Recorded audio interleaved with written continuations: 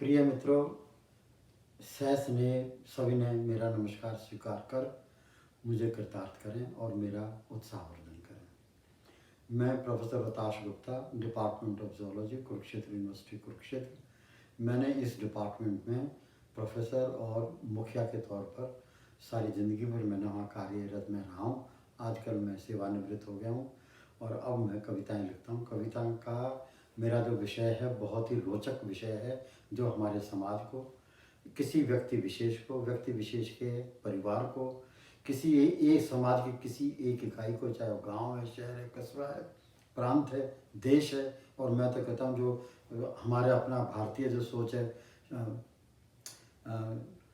वासुदेव कुटुंबकम, मैं तो कहता हूँ वो भी एक इकाई हो, उनको डायरेक्टली उनको रेफर करता है, डायरेक्टली उनसे संबंध रखता है और उन्हीं के उत्थान के लिए, उन्हीं की भलाई के लिए, उन्हीं की वहाँ शांति रखने के लिए मेरी सारी कविताएं उनको समर्पित है। और आज की कविता जो है वो जो मेरा एक बहुत इम्पॉर्टेंट फील्ड है, वो फील्ड है कि भारतवर्ष के आज़ादी का संग्राम कोई छोटा मोटा संग्राम नहीं था।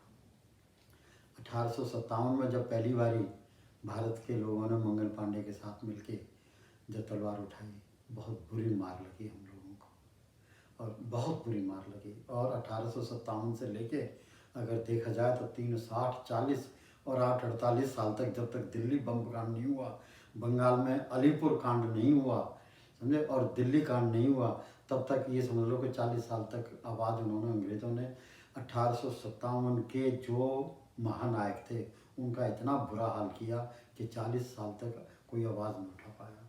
फिर जब आवाज़ उठनी शुरू हुई तो वो आवाज़ उठनी शुरू हुई 20वीं शताब्दी के पहले दशक में, दैट मीन्स 1905 के बाद नींव रखी गई 1905 में बंगाल के विभाजन से।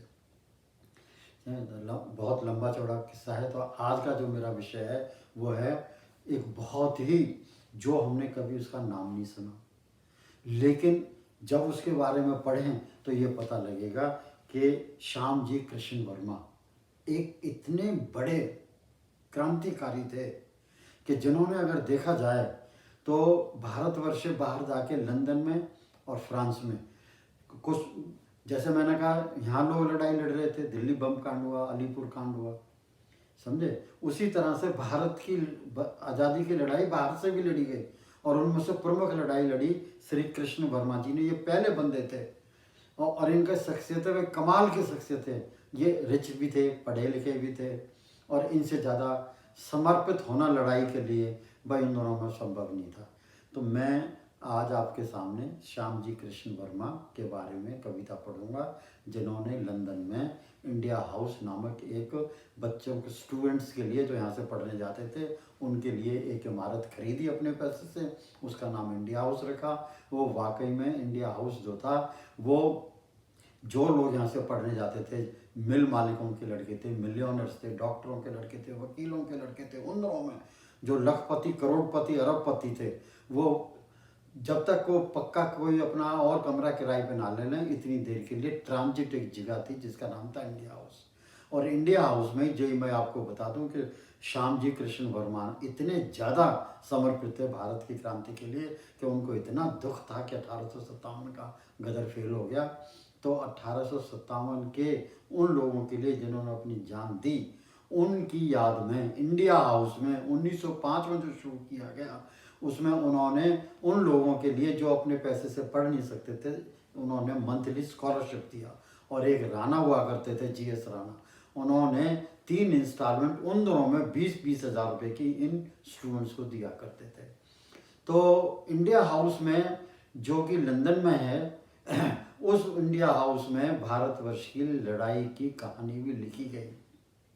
वहीं से मदन लाल धींगड़ा निकला, वहीं से लाला हरदयाल एम ए निकले, समझे। और ये इंडिया हाउस को छोटी मोटी चीज़ नहीं थी। यहाँ मैडम कामा आई, महात्मा गांधी आए, लेनिन आए, समझे, और वीर सावरकर यहीं रहे। मदन लाल धींगड़ा जब यहाँ से गया तो उसके मन में कोई आज़ादी की लड़ाई लड़ने की कोई बात नहीं थी, लेकिन जब वो वहाँ रहा इंडिया हाउस में, तो वहाँ से इतना बड़ा क्रांतिकारी बन के निकला कि उसने करजन वायली को गोली मार दी।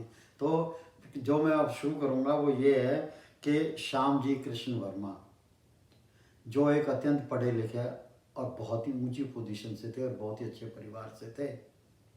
उन्होंने भारतवर्ष की आज़ादी की लड़ाई लंदन के इंडिया हाउस से लड़ी, और वो जो उन्होंने लड़ाई लड़ी वो एक बहुत ही उत्कृष्ट उच्च कोटि की थी, जिसने इन अंग्रेज़ों की जड़ें हिला दी। मेरा आपसे निवेदन ये है कि इस कविता में ये कविता मैंने 2015 में लिखी, और ये कविता संग्रह जो है मेरे विचारों की कविता में गीतमाला पार्ट 2 में ये कविता सम्मिलित है। और इस कविता को मैं कल तैयार करने लगा, गई कल, अगर आज मान लिया जो भी 9 सितंबर 2020 है, 8 सितंबर को मैंने इंडिया हाउस के बारे में मैंने कहा मैं आपसे अलग से एपिसोड बना के बताऊंगा कि क्या है।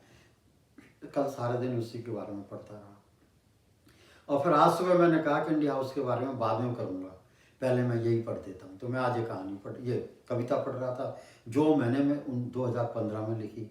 मैं खुद देख के हैरान रह गया कि मैंने आज से 5 साल पहले कितना श्रम परिश्रम किया था कि इस कविता में A to Z Shyam ji Krishna Verma की ज़िंदगी और उनकी कुर्बानी के बारे में है।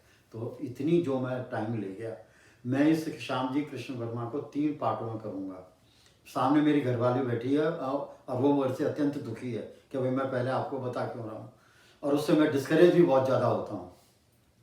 तो अब मैं आपके सामने, मेरी आपसे रिक्वेस्ट ये है कि आप इस कविता को ध्यान से सुनें, और मैं इसको 3 भागों में बांटूंगा हैं। और अब मेरे को ये पता लगा है कि ये कविता पहले ही 8 मिनट की होगी है, तो मैं अब आपसे प्रार्थना करूँगा कि आप मेरे को अनुमति दें कि मैं दूसरा एपिसोड शुरू करूँ और इसे यहाँ विराम दूँ। धन्यवाद।